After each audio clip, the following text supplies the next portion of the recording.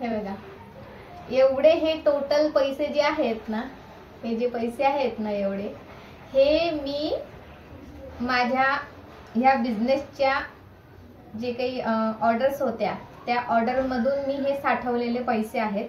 जसं की मी तुम्हाला व्हिडिओमध्ये सांगत असते की माझं एक 1.5-2 वर्ष झाले काम चालू आहे आणि मग आपण महिला करतोच ना, थोडीफार तरी सेविंग करतो.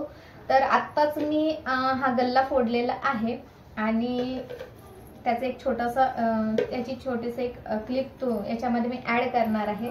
तर एवढे पैसे, इतके हे जे पैसे आहेत ना, हे मी त्यात साठवले होते.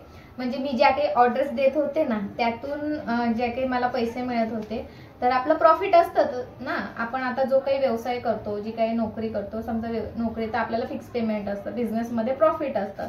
तर त्याचं जे काही प्रॉफिट आहे ना, त्या प्रॉफिट मधले जी काही सेविंग्स आहे ना, ती ही आहे 1.5-2 वर्षाची टोटल. आणि मी जसे माझे पैसे येत होते ऑर्डर्सचे, तर त्या ऑर्डर्सच्या पैशामधून मी हे प्रत्येक वेळेला गल्ल्यामध्ये टाकत होते. आता बरेचसे जण विचारतात की प्रॉफिट आहे का, प्रॉफिट आहे का. म्हणजे मला ज्यावेळेस इन्क्वायरीचे फोन येतात तर त्यावेळेला विचारतात प्रॉफिट आहे का. प्रॉफिट असल्याशिवाय कोणीही व्यवसाय करत नाही.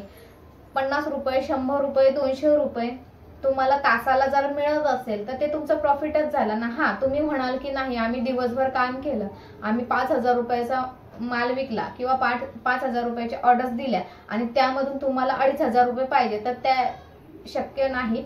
तेवढं प्रॉफिट नाहीये. एक दिवसभर तुम्ही समजा 8 तास जर काम केलं तर 8 तासात तुम्हाला 1,000 रुपये, 1,000-1,200 रुपये तुमचे पकडून चालायचे. तुम्ही म्हणशाल की 8 तास आम्ही काम करतो, आम्हाला 50% प्रॉफिट पाहिजे, तर तसं नाहीये. कारण की बऱ्याच जणांचा तसा गैरसमज आहे की आम्हाला, आणि त्या लोकांनी निगेटिव्हिटी सुद्धा तशी पसरवलेली आहे ह्या व्यवसायाबाबतीत. तर हे जे आहे ना, हे माझे त्याचे साठवलेले पैसे आहेत. आता तुम्ही अंदाज पकडा की ही पैसे किती असणार आहे. अंदाज तर येतच ना आपल्याला हे पैसे किती आहे, तर तुम्ही अंदाज पकडा आणि मग त्या हिशोबाने तुम्ही ठरवा. आता बरेचसे जण मला कॉल करतात, त्यावरती इन्क्वायरी करतात. नको ना, शांत बस. तर त्यावरती इन्क्वायरी करतात आणि बरेचशा जणांनी, महिलांनी व्यवसाय चालू सुद्धा केलेला आहे, इन्क्वायरीसाठी येतात. मी त्यांना जेवढं काही आहे ना तितकं प्रॉफिट सांगते. माझे जे काही अनुभव आहे ते शेअर करते. बाकी त्यापेक्षा जास्त काही एक्स्ट्रा सांगत नाही. ज्याची इच्छा असली तो हो म्हणतो, व्यवसायाला सुरुवात करतो. ज्याची इच्छा नसली तो नाही म्हणतो. डायरेक्ट ते आपापल्यावरती डिपेंड असतं. आता मला एखाद्या ह्याच्यामध्ये, मला समजा हाच व्यवसाय पकडा, मला ह्याच्यामध्ये अनुभव जो काही आला त्या हिशोबाने मी शेअर करते. एखाद्याला निगेटिव्ह अनुभव आला तर तो तसा सांगतो की नाही, व्यवस्थित नाहीये किंवा चांगला नाहीये, आणि मला विचारपूस सुद्धा करतात तसे. तर मी त्यांना सांगत असते, प्रत्येक जण आपापलं मत मांडत असतं. मला चांगला अनुभव आला म्हणून मी सांगते. पण कसं असतं माहितीये का, तुम्ही जर त्या याच्यावरती कामच नाही केलं तर मग तुम्हाला अनुभव वाईटच येणार आहे ना. तुम्ही जसं नोकरीमध्ये इफर्ट देता ना, त्या हिशोबानेच ह्याच्यामध्ये सुद्धा, बिझनेसमध्ये सुद्धा इफर्ट तेवढे. तुम्ही नोकरीसाठी किती 8 तास कंटिन्युअसली काम करता, याच्यावरती तुम्ही 3-4 तास कंटिन्युअसली काम करा ना. बिझनेसमध्ये 3-4 तास तुमचे एफर्ट्स द्या ना. जर तुम्ही 3-4 तास व्यवस्थित दिलेत ना, तुमचे त्यावरती फोकस केलं ना, तर होतं ना. शक्य नाही. आता तुम्हाला माहितीये खाण्याचे व्यवसाय किती वाढायला लागलेले आहेत. वडापाव झालं, परत जागजागी पाणीपुरीचे स्टॉल लागतात. खूप आहेत असे. आणि त्यामुळे ना ह्या उत्पादनाची सुद्धा मागणी जास्त व्हायला लागलेली आहे, म्हणजे यायला लागलेली. त्यांना पण हे उत्पादन वाढायला लागलेलं आहे खाण्याच्या व्यवसायामुळे. ह्याचा सुद्धा बिझनेस जास्त वाढतोय. तर अशा प्रकारे तुम्ही हा घरगुती व्यवसाय करू शकता. Single phase machine. आता तुम्ही बघू शकता की हे माझं घरच आहे, म्हणजे माझी छोटीशी रूम आहे, डबल रूम आहे माझी. तर मी इथं घरामध्ये हे मशीन ठेवलेलं आहे. आपण टीव्हीचा जो बोर्ड आहे ना, त्या बोर्डामध्येच मी ही पिन लावते आणि दिवसातून 4-5 तास जो मला मोकळा वेळ मिळेल ना, त्या मोकळ्या वेळामध्ये मी हे काम करते.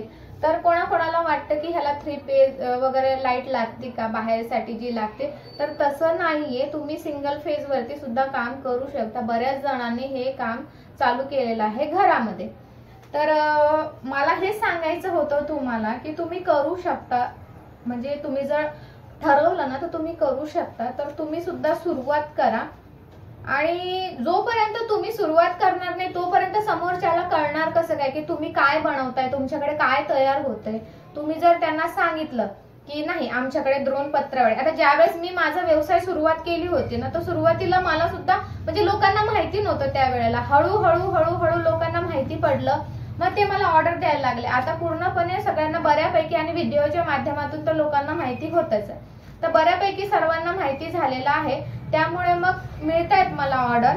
आणि आपल्या इथं कार्यक्रम किती असतात, शिवजयंती आहे, त्यानंतर गणपतीचे कार्यक्रम, कोजागिरी पौर्णिमा, असे छोटे मोठे जे काय आहेत ते मेन मोठे मोठे कार्यक्रम झाले. त्यानंतर घरी बर्थडे पार्टी होते, अॅनिव्हर्सरी होते, अजून काही वास्तुशांती वगैरे हे ते छोटे मोठे कार्यक्रम असतात. अशा प्रकारचे ऑर्डर्स आहेत. त्यानंतर घरगुती आपल्या इथं पाहुणे आले तर तुमच्या इथं त्यावेळेला सुद्धा तुम्ही कोणी कोणी आता ताट वापरतच नाही, भांडी घासायचं कटकटच नको म्हणतात ते भांडी घासायची, तर त्यामुळे तेव्हा सुद्धा पत्रावळी येतात. आमच्या आजूबाजूला आहे ना बऱ्यापैकी ज्यांच्याकडं म्हणजे पाहुणे येतात, एक 5-10 जास्त पाहुणे आले ना, तर ते काय करतात पत्रवाळी घेऊन जातात. मग त्यासोबत मी ग्लास पण देते, ग्लास पण आणून ठेवत असते. हा ग्लासचा बॉक्स आहे, तर मग ते नुसतं पत्रवाळीच मागत नाही, ते ग्लास सुद्धा मागतात. तर मला हे सांगायचं आहे तुम्हाला की तुम्हाला काही प्रश्न असतील ना, हा मी कमेंट्स मध्ये शक्यता उत्तर देत नाही, कारण की त्याचं जे काही स्पष्टीकरण किंवा त्याबद्दल जे काही सांगायचं असतं ना, ते तुम्हाला 1-2 शब्दामध्ये किंवा 1-2 लाईनीमध्ये नाही सांगतात ना, मला तितका वेळ असतो. त्यामुळे मी काय करत असते की डायरेक्टली त्यावरती व्हिडिओ बनवत असते. तर तुम्ही व्हिडिओ बघा, पूर्ण बघा, म्हणजे तुम्हाला कळेल की कसं आहे खरंच, काय काम आहे काय नाही. आणि तुम्ही सुद्धा माझ्यासारखी अशी सेविंग करा, जशी मी केलेली आहे अशी सेविंग करा तुम्ही सुद्धा. तर चला इथंच थांबते, भेटूया नेक्स्ट व्हिडिओ मध्ये. तोपर्यंत सर्वांना श्री स्वामी समर्थ.